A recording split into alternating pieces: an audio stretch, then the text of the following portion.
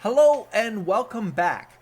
My name is Corey, you're my rubber ducks, and we are together building this a programming language called Tang from scratch, C++, using tools like Bison, Flex, Google Test, Doxygen, and of course our editor is Vim, all in the command line. And I've said this forever, 100% live coding. Today there's a problem, and that is I recorded this video already, and the sound didn't work.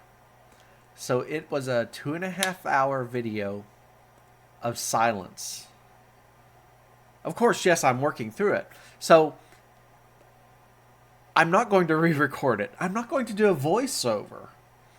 Oddly enough, I'm probably in preparing to do the video I'm currently recording. I probably spent longer than it would have taken to just re-record it, or to record the voiceover. But what I am going to do is I'm going to just do a completely different format just for this once, and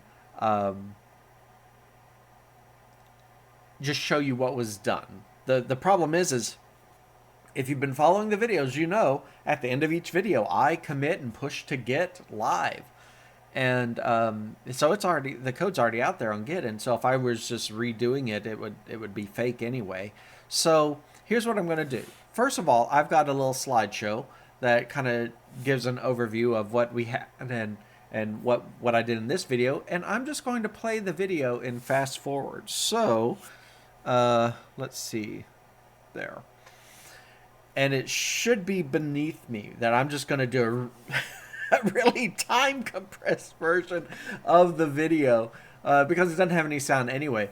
But just to prove that, yes, I did record it live, just I didn't have any sound. Now what it was is my audio interface.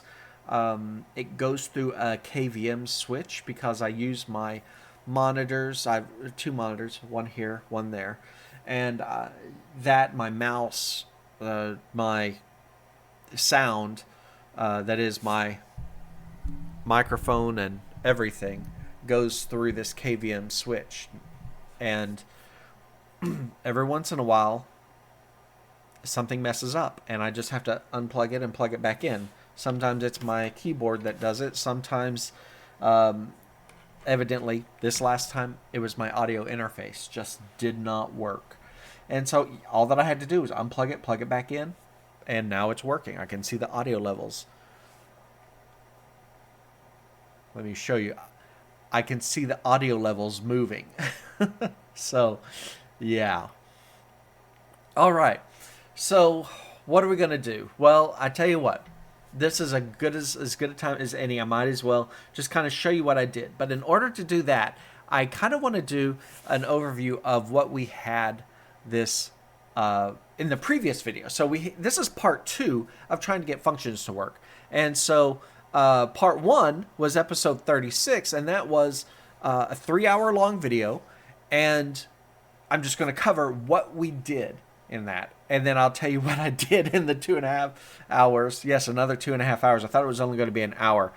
2.5 hours that needed to happen to get where we are at the end of episode 37, which I'm recording the recap of. So here we go. First of all, AST classes. Now, again, the point of this was we wanted in the script for someone to be able to say a function and then a function name and to declare a function. And yeah, that's what we did. Okay, so we had to write some AST classes. We wrote AST node function declaration, and that was it represented a node declaration. It had the name, it had the list of arguments, that was a vector of strings, and then it had the code body. We had to have an AST node return, and that was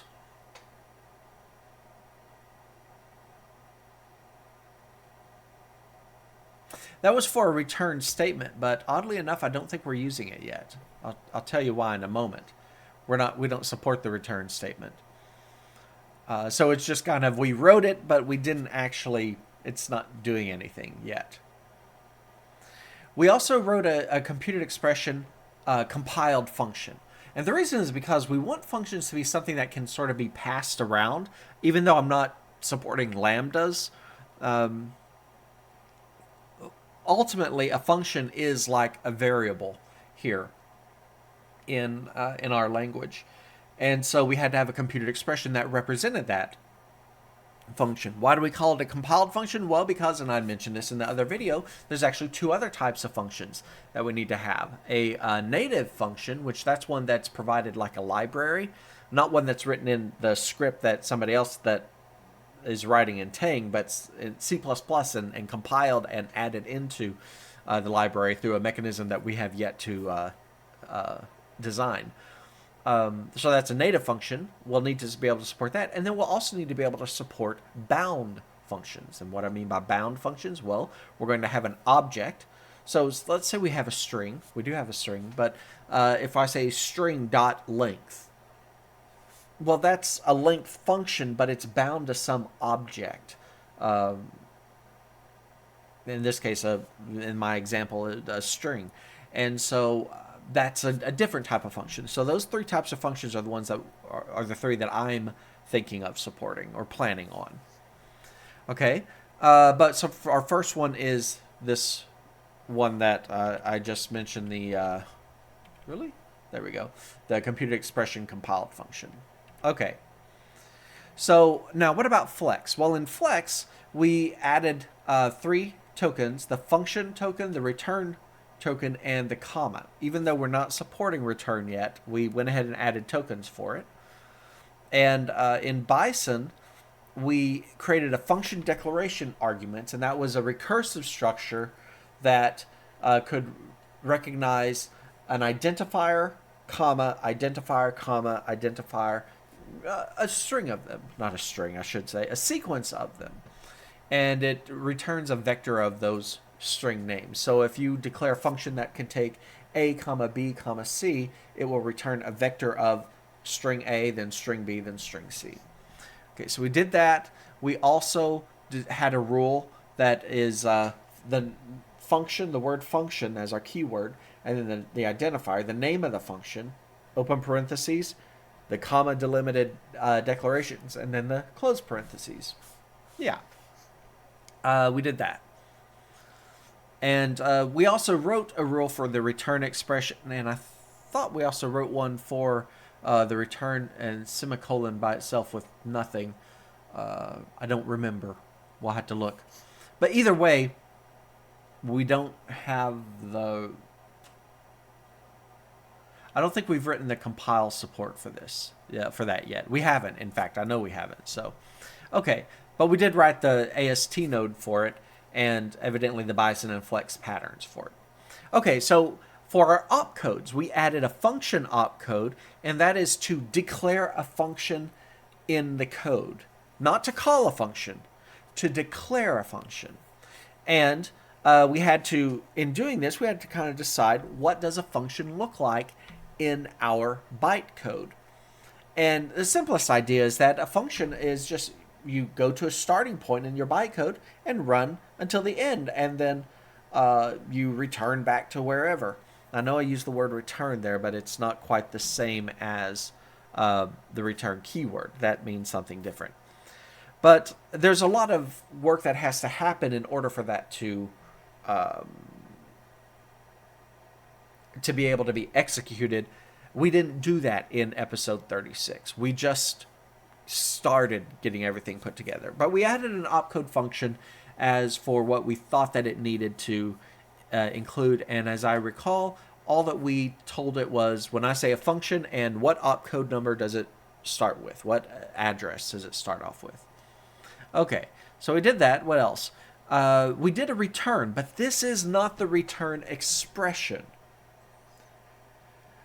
Return is when you end a function, you have to return control back to wherever called your function. So you're going along, opcode 1, 2, 3, 4, and it says, oh, I'm starting a function, jump to wherever.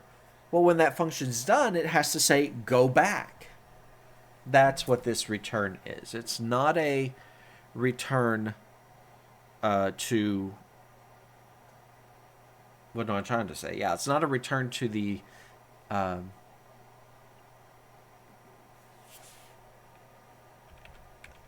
oh, I was hitting the wrong button. That's why it wasn't showing up. It's not this return statement. So I know that the wording may be a little... Maybe it should have been called end function. I don't know. But for right now, I'm calling it return. All right, what else did we do?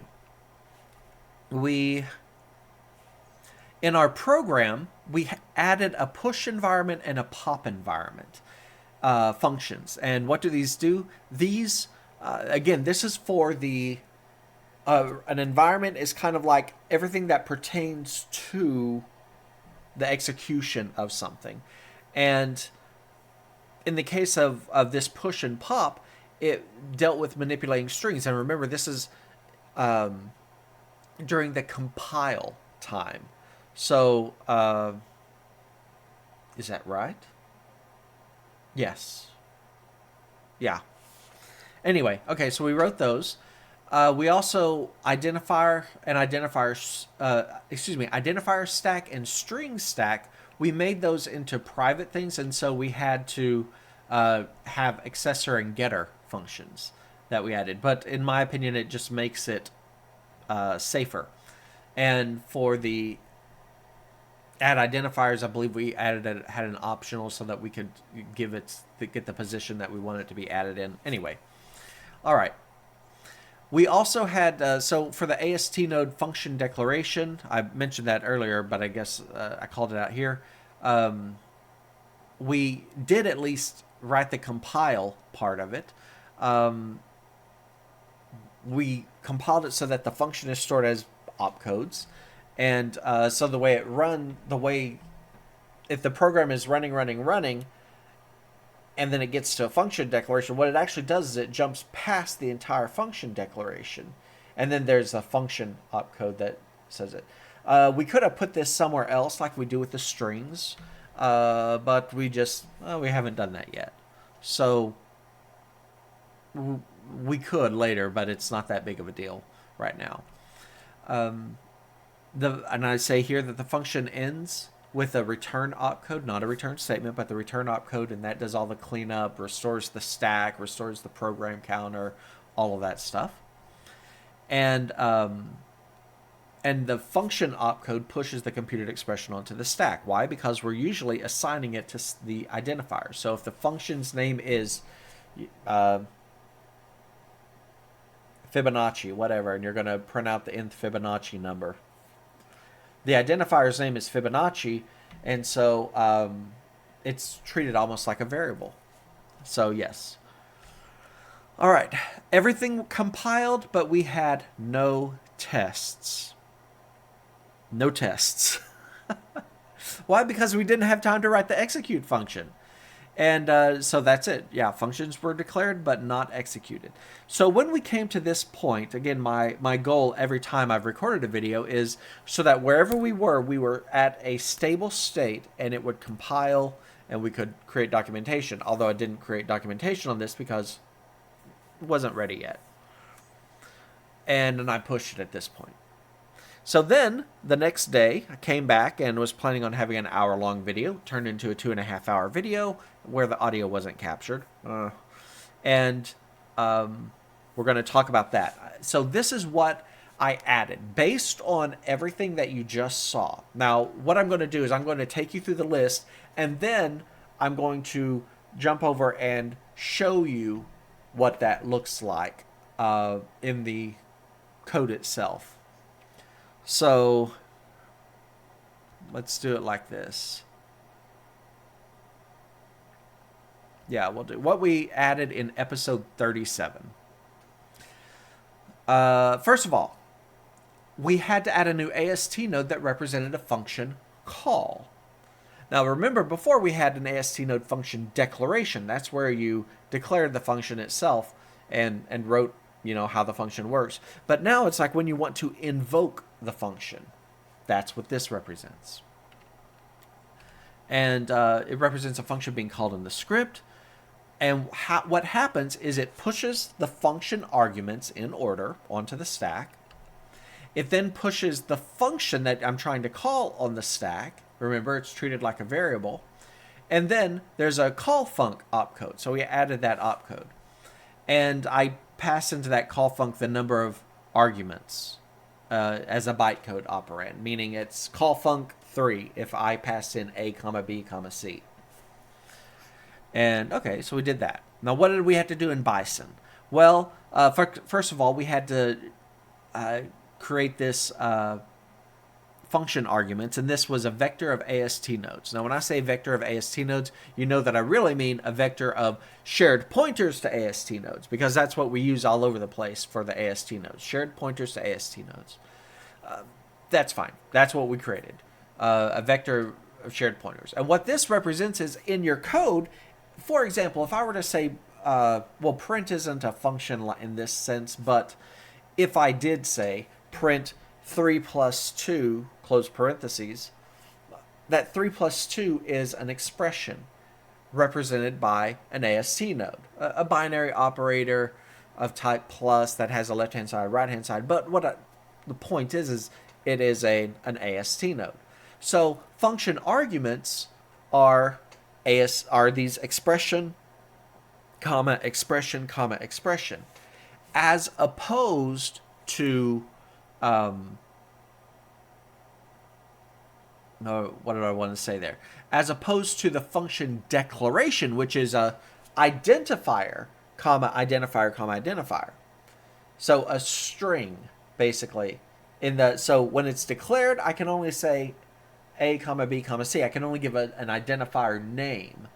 But when I'm calling it, I could put an expression in. So that's why I had to have something different here. So we have this function arguments. That's fine. What else? We had to have a rule that an expression, and this is kind of weird, but it's worth pointing out.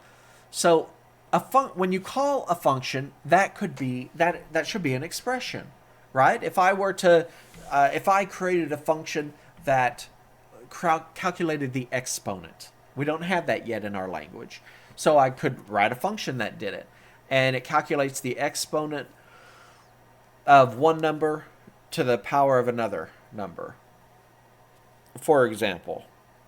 Well, calling that function itself is it's an expression that I might need to pass to something else. Maybe say that plus something else, or print that, or something. Anyway, so it's an expression. So we created a grammar rule under expression that we could have an expression, open parentheses, expression, close parentheses. Now, you might wonder why we didn't do identifier for this second expression, for this one right here. And the reason is because later we want to be able to do something like A dot B and then parentheses and something. And A dot B is an expression, not just an identifier. So we were thinking ahead. That's why. All right, what else? We had to create this computed expression compiled function. Well, wait, we had that last time. Yes. Oh, yes. We already had it, and it was made up of, all that it had was this here. Why is my pointer not working? The target PC, that is the bytecode address that the function would start at. We already wrote this. We did it last time. So what do we have for this next one? Well, we added argc, the number of arguments expected. So this is, oddly enough, it's for a safety check that we haven't written yet, but we'll get to that. What we did, moral of the story, is that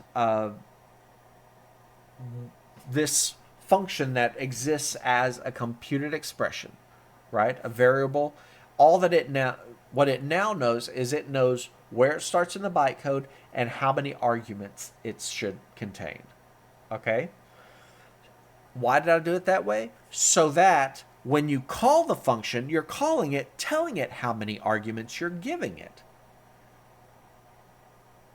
Well, that means that we can have a runtime check that says if I called something with 3 arguments, but the function declaration only expected 2, I can throw an error. We're not doing that yet, but that's the goal. Okay, so that was just, we added that to our computed expression compiled function. As for our bytecode, we had to modify the function bytecode that already existed from the previous oh wow, from the previous coding thing, episode. We had to modify it to include that argc as an operand, and then in call func, yeah, we didn't have that yet, so we added this call function, and it has argc as an operand so that we can make that check. Call func expects the stack to already contain argc, that's the arg count, right? The number of arguments, followed by the computed expression function. So it's going to say, hey, you said that there's call func 3. Well, is the top of the stack a function? And are there 3 arguments on the stack that I can use? If so, okay, I'll go on from there. But anyway, so that's what it's written. And then we say that, how does it call a function? It does that by setting the program counter and the frame pointer. So the program counter is going to point to wherever the function starts, and the frame pointer is, instead of pointing to way up at the top, there may be something, a call stack that's pretty deep. It's going to say, oh no, wait, you said there were 3 things, so it's going to set the frame pointer at that point, so that as it goes into the function expects those 3 to be populated already. So it does that, and how does it do that? Well, the program has a stack that it a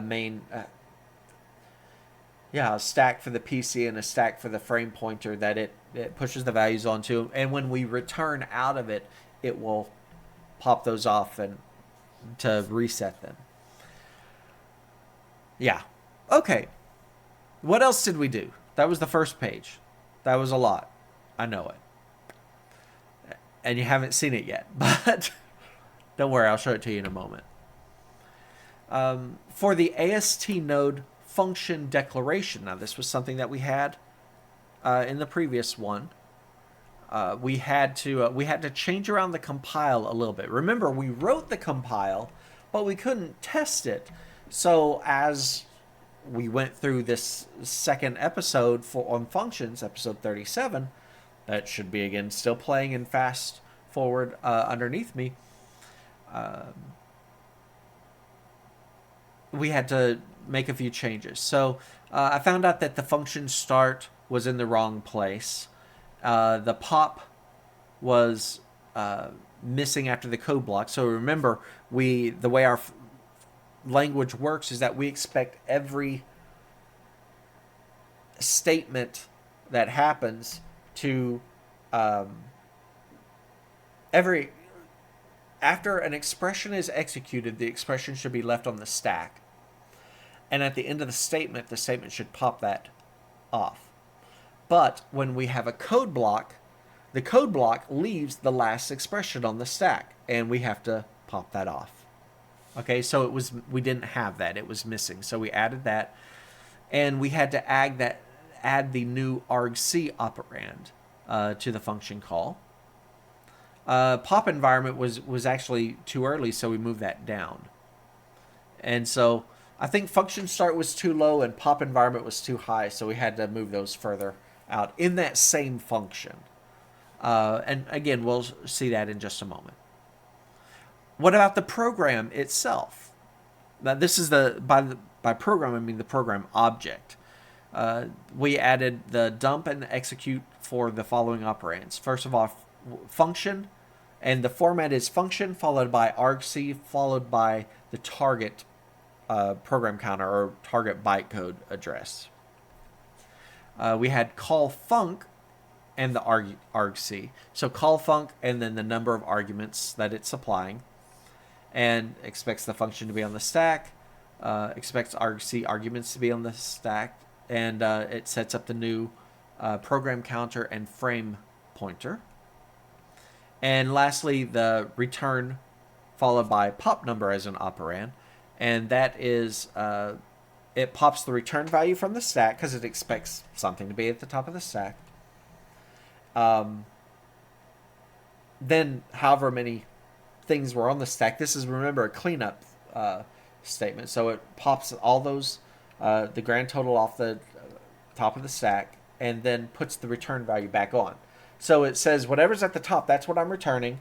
Clean up, put it back on. So it's the what's being returned, because remember, ultimately a function call is an expression, and an expression needs to leave something on top of the stack. And of course it stores the program counter and the frame pointer so that it's like it's exiting the function and the control flow is going back to wherever the function was called from.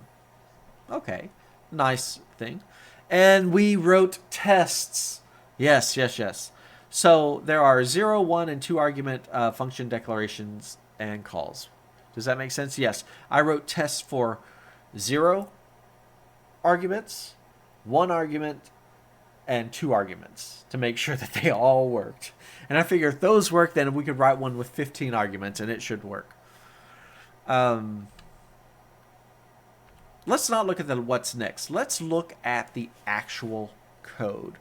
And this is a little more difficult for me to get to, so I'm leaving the thing in the background, the slide in the background.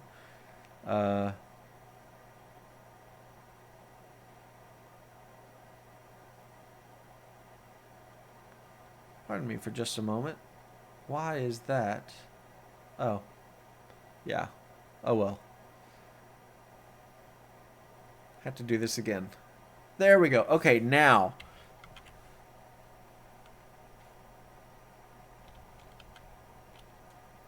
Okay. I'm down in the lower corner. So, I have no idea where the video is now. That should be going in fast-paced speed. It's somewhere on the screen, I know. It's being done in post-processing. So the easy way to do this is to say, well, git log, just so that you can see. Oops. Didn't mean for that to be showing up. It's a habit for me to go up to the top to be able to get this, and sometimes I accidentally click.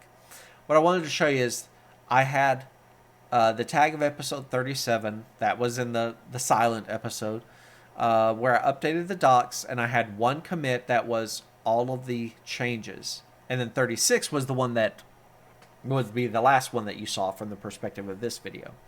So what we need to do then is just look at what all was in this 1 commit. Now we can do that in a couple ways. First of all, I'm going to edit the test one just so that you can see the test that I added. And you can see those here.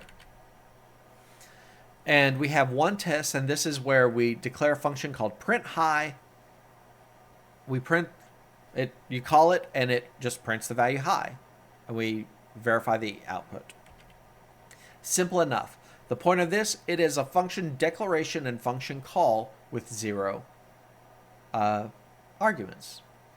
The second one has 1 argument, and we wrote a function called print twice. Whatever you pass in, it will print it out twice. There we go. And we get high, high. The next one, okay, so the first one was 0 arguments. The second one was 1 argument. This one is our 2 argument one, string 1 and string 2. And we pass in, oh, I said string 2, but notice it doesn't require it to be a string. It's, it's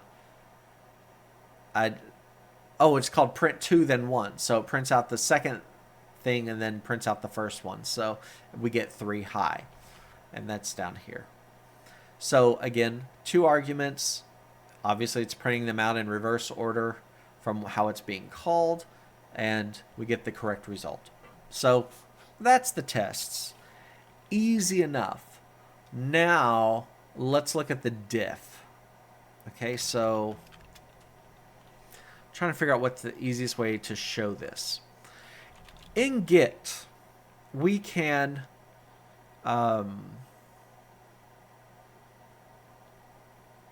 you know what? I'll do it this way. One big screen.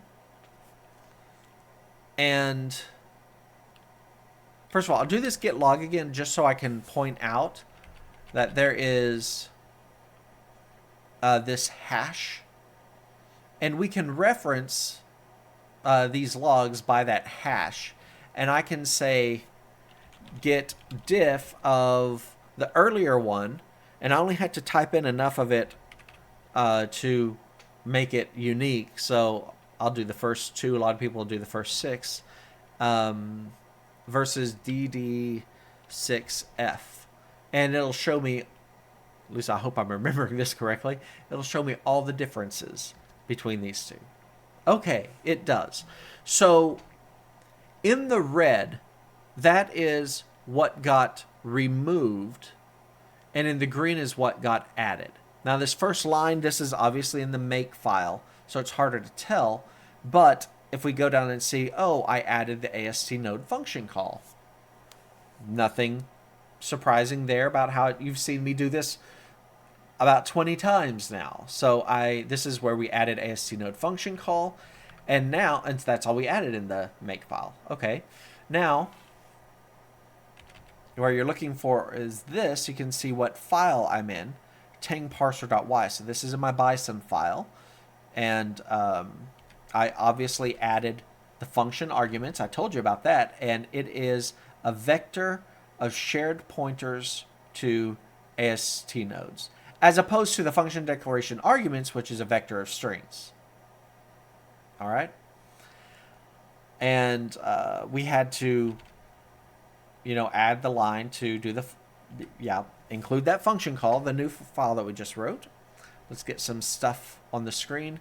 So the function arguments, this is going to return our vector of shared pointers to AST nodes. And you can see, so if it's empty, that's for a function. Remember, this is for calling a function. So this is for a function where you don't pass anything. That's the %empty. It is a vector of shared pointers to AST nodes, but it's empty. Easy enough. If it is just a single expression, then it is a vector of shared pointers to an AST node, $1. Or, so that if there's just one expression that it's picking up, it's a vector that has that one thing in it. Or it is and these two are the base cases. If there's 0 things there, or if it finds the first thing, it will turn that into a vector. And then this is the recursive case where it already found the first one, and now it's found a comma and something else. And so $1 function arguments here, $1 is already a vector of shared pointers to an AST node. So we just push back the expression that we find. And we just keep on pushing back expression after expression after expression. All right, simple enough. Then a little further down, I already pointed this out, that we added a rule for expressions. There we go. An expression is, the function call, that's what this is, AST node function call. It's an expression, open parentheses, function arguments, that could be 0, 1, or more expressions, and then close parentheses. So that was the grammar rule for that. Okay, jumping to another file, and this is just in the order that Git is sharing them to us with, but you can see this is in the AST node function call.hpp. This was our new one. So what all do we have to do? You've already seen a lot of this. There's the entire file on screen. So I'm sorry you're not getting syntax highlighting. It's because it's all new, so it's all in green. But what are we doing? The main things is when a function call, again, this is the AST node, right? So this is the structure of it. it has to know the function, what function is being called, right? This is an expression. It may be just an identifier, or later it may be something like a.b or a.b.c or something like that. So that's function, and then a vector of shared pointers to AST nodes. That is the argument argv in C++ parlance, right? Argc and argv. So argv, and then of course the location. And nothing else here is surprising. These are all normal in our AST nodes, and except we've got the private where we're storing the function, and the vector of shared pointers to AST nodes. Pretty straightforward. So let's move on. Here is in our computed expression compiled function. We had to do a few things. I added an argc. We already had the program counter, the target PC, but we added the argc in there in front of it. So that's what this line is showing, the red versus the green. We added the argc, and we'll keep going. We added argc is private, so we created a getter for both argc and the PC, which the PC was already private, so we just added getters for those. Straightforward enough. The next one is the opcode.hpp. And we've got two changes here. The first one for function, remember we had to add the argc, and everything else is the same. And the call func was new, and so again, just that's the changes in the opcode. Keep going down, and will all of this fit on the screen? No, it won't. We'll just have to look at it. So this is in, you can see it's saying dev null. That means it didn't exist before. So this is a new file, AST node function call.cpp. So our constructor is very normal. The dump is normal, where we just have to output the arguments in a loop. That's easy. And collect identifiers, collect strings. Again, none of that is surprising.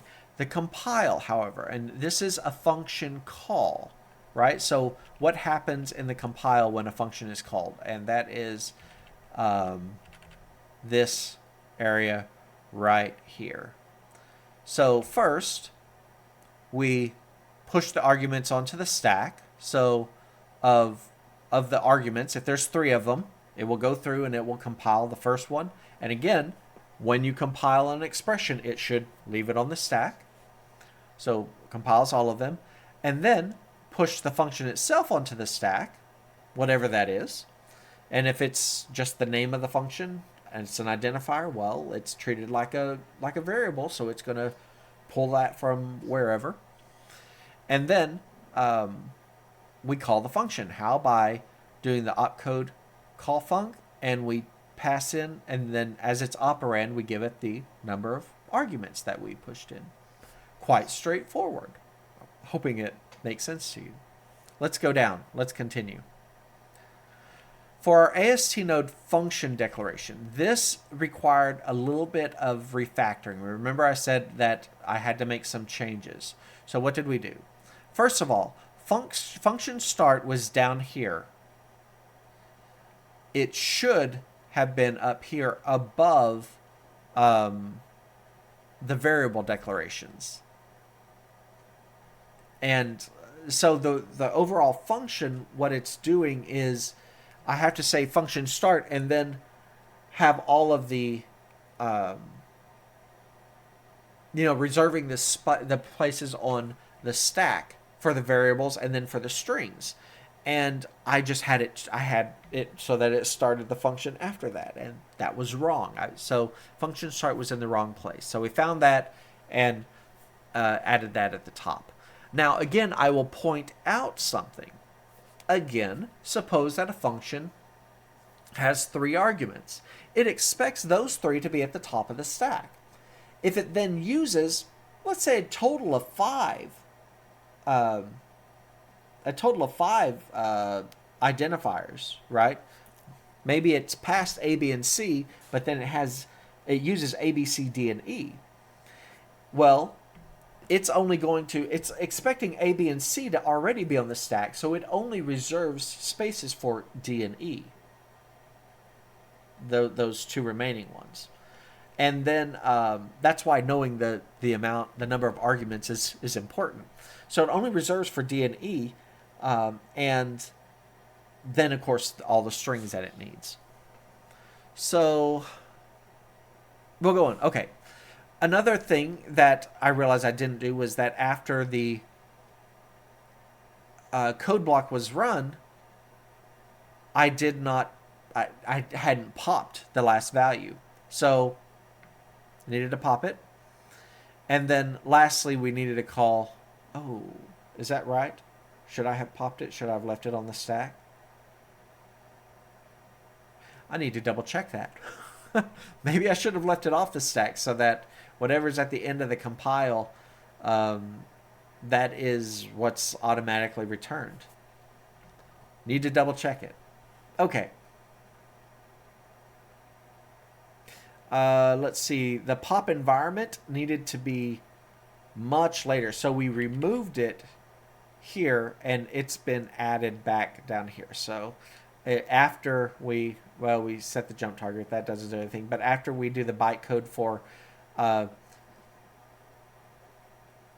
creating the function, and then we had to get the size of the number of identifiers and the number of strings. And again, what this is doing is it's saying we're at the end of the function. You had put on 3, your A, B, and C, and I had put on D and E, plus all of the strings. That's, everything that was there. I need to remove all the strings, and then the E, and then the D, then the C, and then the B, then the A, so that the stack is clear. And I couldn't use the program get identifier size or get string size because I'd already popped the environment. So I had to move the pop environment to after that point. All right, what else? That's it for the function declaration. That's all the changes that had to be made. All right. Again, function start was a little too late. Pop environment was too early, and I don't know if I should have been popping this or not. I'll have to look. I hope I didn't mess it up. We'll look. All right. So in our compiled function.cpp, this was a file that already existed. We changed the constructor. You already know about that. So we had to therefore also change the make copy. And let's see what else. Oh, for the comparison, we just also compare the argc as well as the PC. Anything else? Oh yeah, and our getters for the get argc and get PC. All right.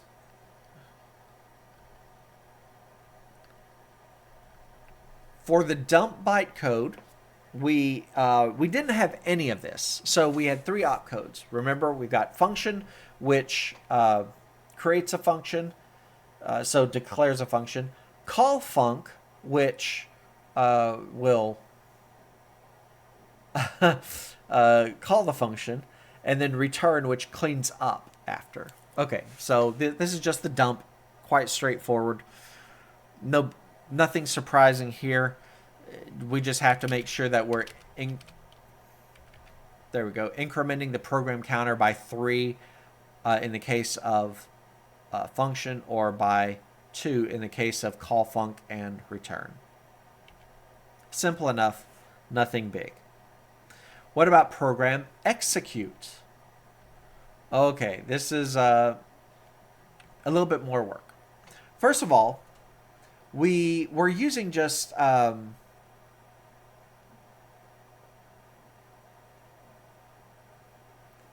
PC stack and FP stack, they are initialized as empty vectors of size t.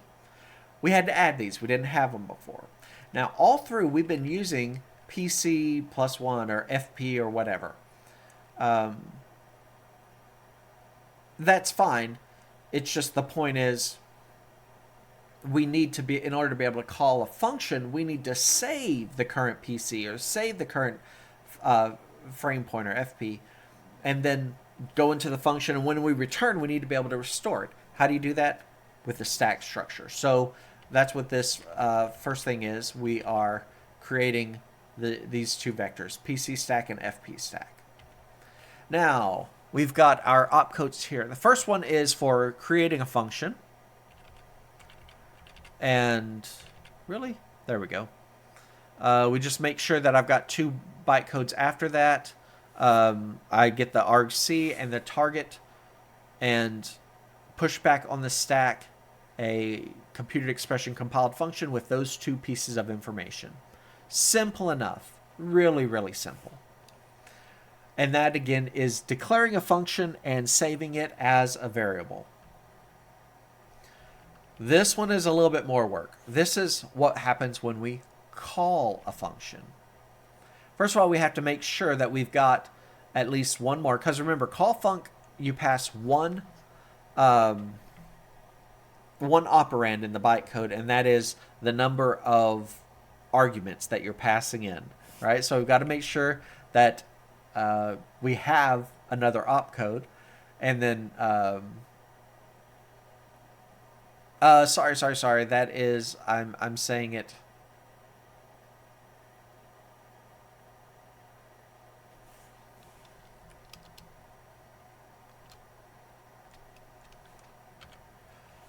I hit a button. Sorry. Okay, we're back. I'm doing something wrong here. I didn't call stack check before reading the stack back. I should have. I should have called stack check of 1. And execute program check 1 is for the making sure that I can do bytecode of PC plus 1. So I should have done stack check of 1 up above. Need to add that. So function, stack back, that's fine. So I'm saving the function, and then I'm getting the number of arguments and making sure that they're on that they exist on the stack. And now, what do we need to do? First of all, I make sure that function that was on the stack is of type computed expression compiled function.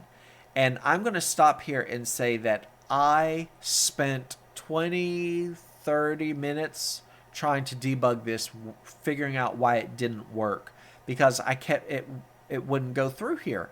It kept on going down to the error condition of saying, no, it's not a function. And I was like, I know it's a function. Everything that I printed, it's a function. Am I doing something wrong? The answer is yes, I was doing something wrong. I forgot to put the break here. And so it was doing everything correctly, and then it was just pushing on an error saying that, and yeah. So, oh, and why do I say PC is equal to this bytecode size? Because that will make it immediately exit. Okay. What are we doing here? We are...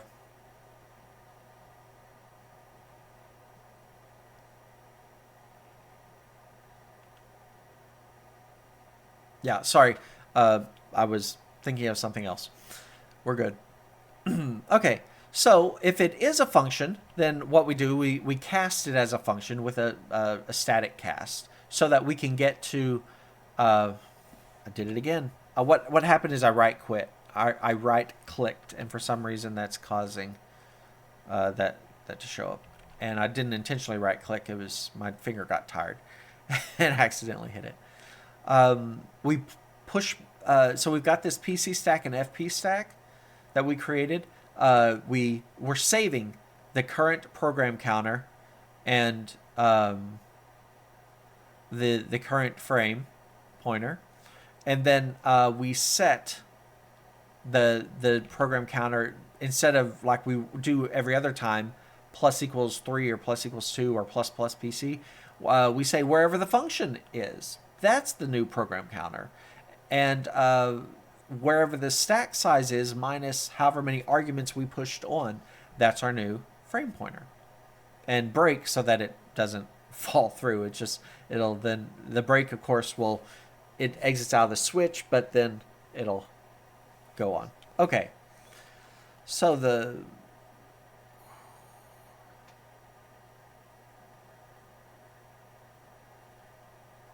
okay.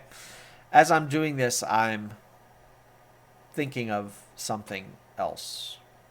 That is, I'm wondering if we should have pushed back PC plus something, but we'll look at that later. By the way, remember, y'all are my rubber ducks. That means I explain my code to you, and sometimes I find mistakes in it as I'm talking. All right, so if it's not a function, and notice we're comparing it to a compiled function, we will also have a case for, well, what if it's a native function, or what if it is a bound function? That will all happen in this one opcode. All right, so now we can go down to the return. What does it do? Well, we need to know how many things to pop, so that's the next operand. And we make sure that there's that many plus 1. Why plus 1? Because 1, the topmost one, should be the thing that we are returning. And so we save this top of the stack. That's the return value. Pop all the rest. And why is it less than or equal to? Because if we're popping 3 things and we also have to pop the current top of the stack because we've saved it off, yeah, that's how you do that. And then we push that return value back onto the stack. And then we restore the PC, restore the frame pointer, remove those from the respective stacks, and break. Simple enough. So now what I'm wondering is, should we have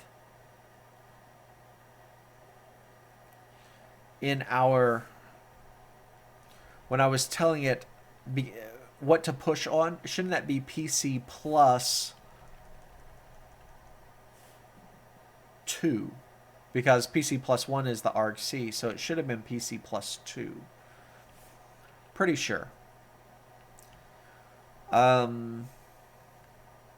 Let's keep going.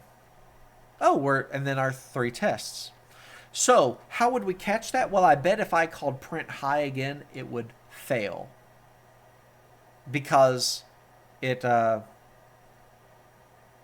wouldn't have enough things on the stack. So, yeah.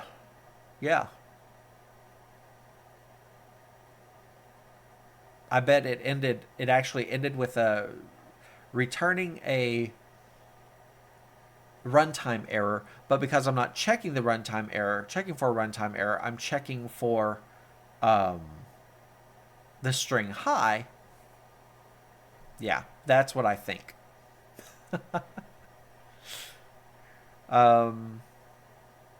Anyway, but that's all the code changes that we did. And I know that was a lot, by the way. So I'm sorry about that. Let's do this. Let's finish this up by talking about what's next.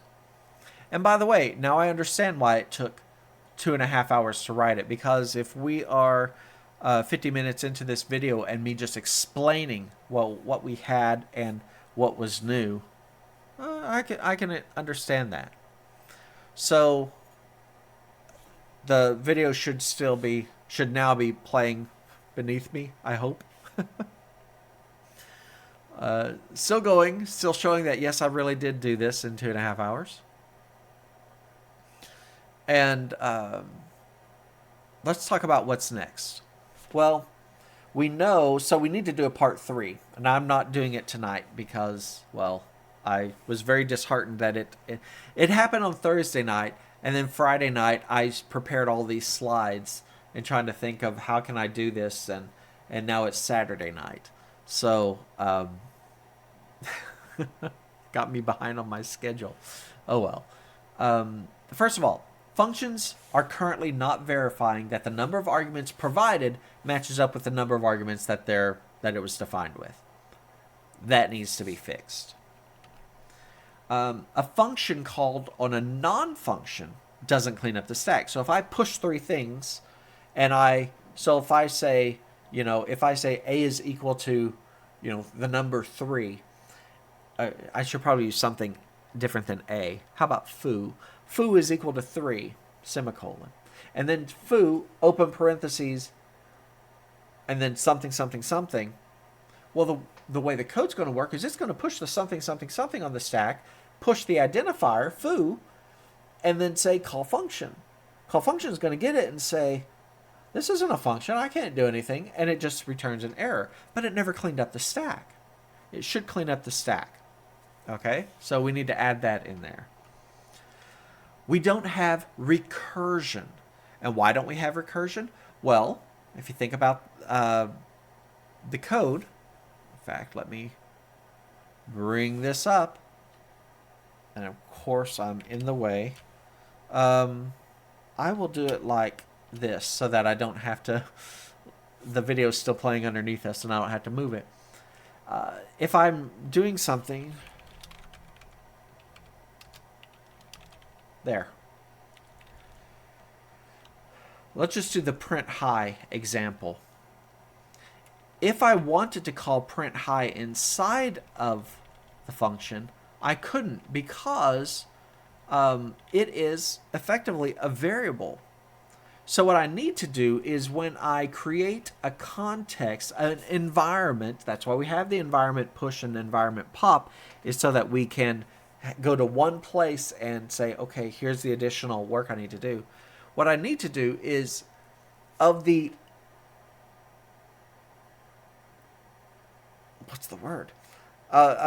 things that are set, of the functions that are created in the parent scope, those named functions need to be passed into the child or the function scopes inside of it. And even if it's 1 or 2 or 3 deep, those need to be propagated. So even though this function print high is declared in the parent's scope, inside of it, it doesn't know what print high is. We've got to fix that. So until we do that, recursion won't work. All right. What else? We don't support return or return expression. And that's because, quite frankly, it's going to take a little bit of processing. In order to support a return, what you have to do when you have a return, that needs to be put on the top of the stack, and then you need to jump to the return statement. Right? Because everything should be cleaning up, so all the statements, whatever expressions they had, when it gets to the semicolon, it should pop it off the stack, and in return, some expression should push that expression onto the stack and then jump to the cleanup, which is the return opcode. But think about this. If I'm compiling a lot of stuff, I don't know where that jump is, and there may be 5 different returns at different places buried inside of for loops and stuff like that. When I'm compiling a return, I don't know where it needs to jump. So I've got to have a mechanism where I can kind of save all of the things that need to be updated with a return and fill them all, update their jump targets. We don't have that yet. We need to add that. By the way, when we add that, then it will be very easy to also, or we'll use that same approach to add a continue statement or a break statement, which is used in loops, right, to short circuit the evaluation of the loop. A break will break out of it, which is basically just a jump past a jump outside of the loop, or a continue will just say no, go back to the whatever. If it's a for loop, you go to the increment statement. Anyway, they have the same problem. They could be at a lot of different places within the scope of whatever you're writing, and so you have to figure out a way of populating those values. We don't have that yet, but we will. What else do we need? Arguments are passed by reference and not by value. If you're a C or C++, well, in C, everything is passed by value. You just use pointers, and we call it passing by reference. But you're passing a copy of a pointer. So everything's by value in C. People just don't like to refer to it like that. But in C++, there is truly a by value and a by reference. And a by reference is really just, I hate the word syntactic sugar. It just sounds silly to me, but that's what it is. It's a nicety of the language that is that's doing that same sort of function, or that same sort of operation for you. What am I getting at? Right now, we're doing everything by reference, because when I pass an argument into a function, I'm just copying the computed expression, or a garbage collected version of the computed expression, and it points to the same thing, the same one. So if I were to change the value inside of that computed expression, well, it would change the value of everything. So if I have an a is equal to 3, call a function with a in it, and then inside that function a is equal to 4, it would change the value outside of the function. Maybe that's a feature of a language that you want, but it's not what I want. So what do we have to do? Well, this isn't a problem at the moment because we don't have anything that can be modified like that. We don't have anything that can reach inside of a garbage collected value and change its internals. But we will. We will have the ability, for example, with an array. An array, if you add something into it, it is adding something into the computed expression itself. It doesn't create a new version of the computed expression. And so some languages, such as, I guess, Python. Is it Python? Yeah, I think so. It's been a while. But that's how it operates by default, is that you...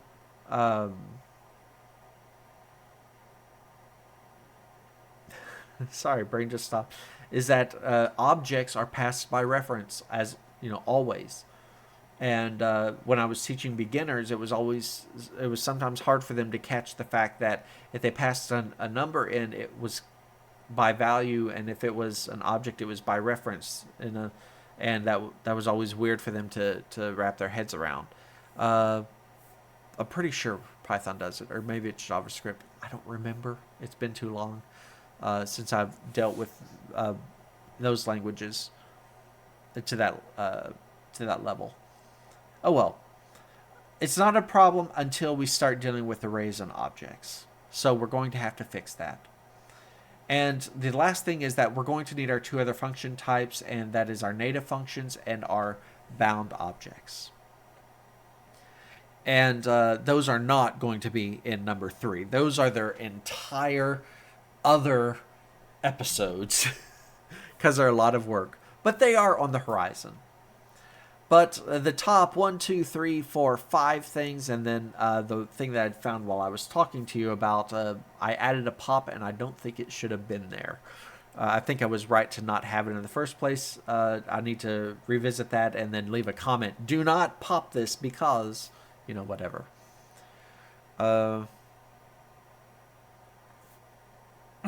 Excuse me. I've got something in my throat now. That's why I have water.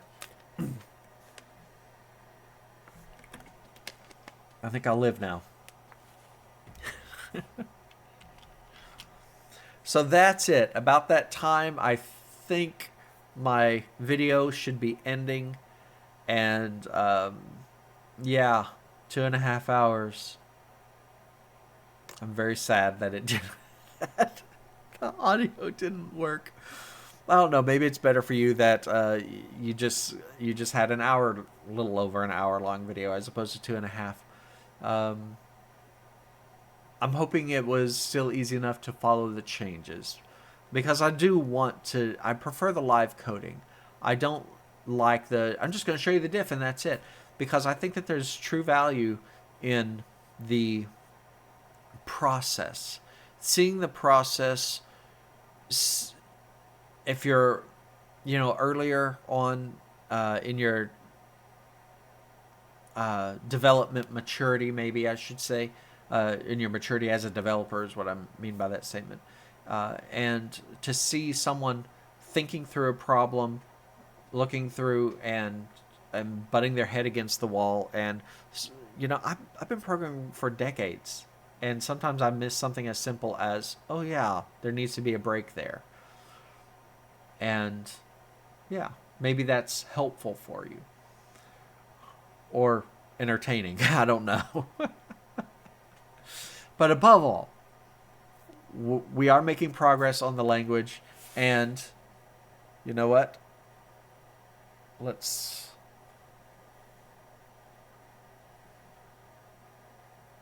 I'm having to move windows around now because everything is all messed up. I don't have my normal setup.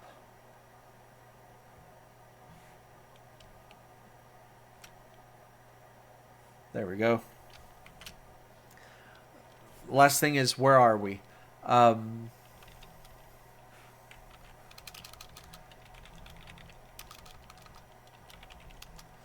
So where we were at episode 36. Here, I'll show you. If I just do that. So git checkout, copy that or paste it in, and then make clock. There we go. 44, 12 lines of code, and now git checkout master.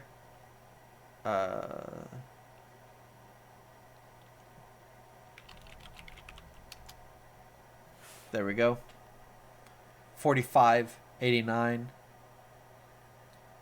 So 100 and what is that? 77 lines added. But what did we get? We have functions that we can declare in our language and we can execute them. And I'm very happy for that. So, in closing, thank you for joining me on this, and hope you have a great day. Bye.